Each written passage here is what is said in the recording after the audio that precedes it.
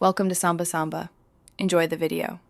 In this video, I will explain how to set up a universal remote.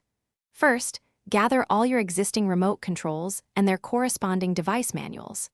Next, ensure your new universal remote has fresh batteries installed, as this is crucial for proper operation.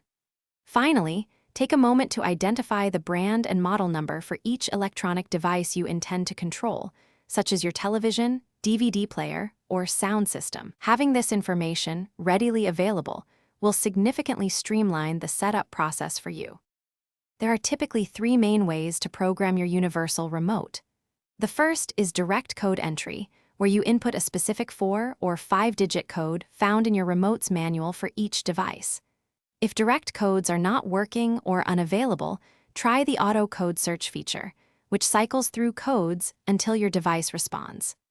Lastly, many advanced remotes offer a learning function, allowing you to point your original remote at the universal one and copy individual commands directly. After programming, it is essential to thoroughly test every function for each device. Check power on /off, volume, channel changes, and input selections. If a device does not respond correctly, try re-entering the code or searching for an alternative code from your remote's manual.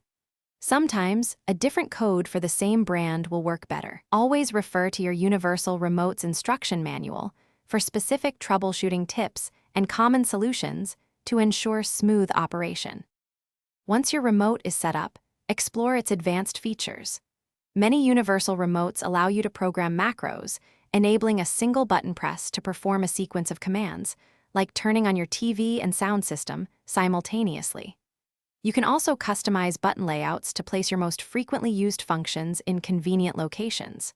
Finally, always keep your universal remote's manual and a list of your programmed codes in a safe, easily accessible spot for future reference or adjustments.